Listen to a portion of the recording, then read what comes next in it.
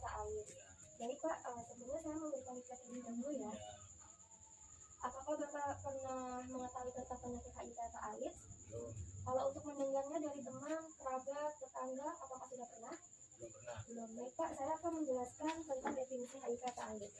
Untuk definisi HIV atau AIDS ini memiliki definisi yang berbeda. Untuk HIV sendiri itu penyakit menular yang disebabkan oleh infeksi virus yang menyerang sistem kekebalan tubuh manusia. Sedangkan AIDS itu sekumpulan gejala penyakit yang timbul karena rusaknya sistem kekebalan tubuh manusia akibat infeksi virus HIV.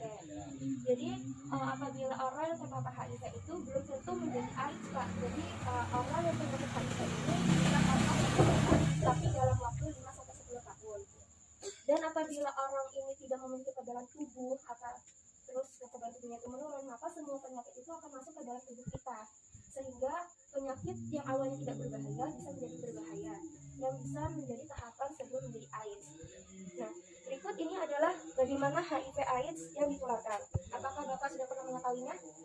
Belum. Baik, saya akan menjelaskan Pak. Untuk HIV AIDS itu ditularkan karena hubungan seksual yang tidak memakai pengaman. Itu bisa menyebabkan terpaparnya virus HIV. Yang kedua adalah transfusi darah. Yang ketiga adalah penggunaan jarum suntik seperti tilik, tato, yang seperti Bapak alami sini, tato. Dan juga pisau cukur yang dapat menimbulkan luka yang tidak disterilkan secara bersama-sama, itu akan memaparkan virus HIV. Yang keempat adalah ibu hamil kepada anak yang kandungannya. Yang terbagi menjadi 3. Yang pertama, antenatal saat bayi masih dalam kandungannya dan di dalam rahim melalui plasenta. Sedangkan yang intranatal itu proses persalinan saat bayi terpapar cairan vagina ibu atau darah ibu. Dan yang ketiga adalah melalui air susu ibu. Dan HIV ini tidak ditularkan. Jadi banyak masyarakat itu mengira kalau HIV ini bisa ditularkan karena berjabat tangan, berpelukan, bergigitan nyamuk, serukan juga. Padahal HIV dengan itu tidak menularkan. Yang menularkan itu hanyalah yang seperti penggunaan jarum suntik, hubungan seksual, dan air susu ibu. Ini adalah tahapan perubahan HIV ke AIDS. Yang pertama adalah umur infeksi 1-6 bulan, yang dimana individu sudah terpapar dan terinfeksi, tetapi ciri-ciri terinfeksi ini belum kelihatan. Meskipun di umur 1-6 bulan ini sudah melakukan tes darah. Pada fase ini bisa terlihat gejala-gejala ringan seperti flu, durasinya 2-3 hari, dan sembuh sendiri. Dan fase kedua ini 2-10 ini setelah terinfeksi HIV. Pada fase kedua ini individu sudah positif. Jadi umur di 2-10 tahun itu sudah terbilang positif HIV ya Pak. Dan walaupun belum menampakkan gejalanya, ya sama seperti fase 1, gejala ringannya itu seperti flu yang biasanya 2-3 hari yang bisa sembuh sendiri. Sedangkan di fase 3 itu muncul gejala-gejala awal penyakit belum disebut dalam gejala AIDS. Nah, gejala ini Pak, di fase ketiga. Ya. Untuk gejala-gejala yang berkaitan antara lain itu kayak keringatan secara berlebihan di waktu malam hari, terus diare terus menerus, pembakaran kelenjar getah bening, terus flu yang tidak sembuh-sembuh, nafsu makan berkurang, terus badan melemah, itu mengakibatkan sistem kekebalan tubuh itu menurun. Nah, di fase 4 ini sudah masuk pada fase AIDS. Walaupun AIDS baru dapat terdiagnosa setelah kekebalan tubuh sangat berkurang, dilihat dari jumlah sel T-nya. Jadi sel T-nya itu adalah sel darah putih dalam sistem kekebalan tubuh kita sendiri.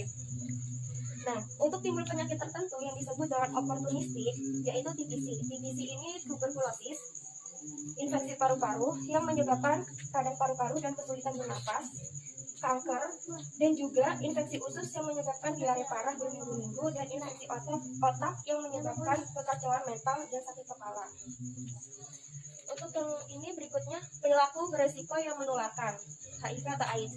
Yang pertama, itu melakukan seks anal atau vaginal tanpa kondom. Yang kedua adalah memiliki infeksi menular seksual lainnya seperti sifilis, herpes, chlamydia, kencing nanah, dan vaginosis bakterial. Yang ketiga adalah berbagai jarum suntik yang terkontaminasi, alat suntik atau peralatan suntik lainnya, dan solusi obat ketika menyuntikkan narkoba. Yang keempat adalah menerima suntikan yang tidak aman, transfusi darah, transplantasi jaringan, prosedur medis yang melibatkan pemotongan atau tindakan yang tidak steril. Yang kelima adalah mengalami luka tusuk jarum yang tidak disengaja, termasuk antara pekerjaan kesehatan. Yang keenam adalah memiliki banyak pasien seksual atau mempunyai pasangan yang memiliki pasangan lainnya.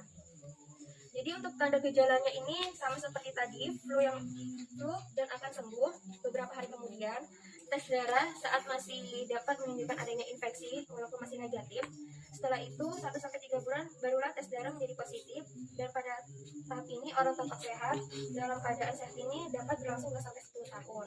Untuk gejala selanjutnya itu demam berkepanjangan, selera makan hilang, diare terus menerus, tanpa sesak, berat badan turun secara drastis. Untuk cara pencegahannya ini, yang pertama itu kita memakai abjad ABCDE, yang dimana A ini abstention, artinya absen seks atau tidak melakukan hubungan seks bagi yang belum menikah. Jadi orang yang belum menikah jangan pernah mencoba-coba ya Pak, karena kita ini belum tahu kalau pasangan kita ini terkena virus apa enggak. Takutnya kalau misalnya orang ini sudah pernah melakukan terus kita tidak tahu, itu bisa terpapar HIV. Dan yang kedua adalah be faithful, artinya bersikap saling setia kepada pasangan, tidak berganti-ganti pasangan.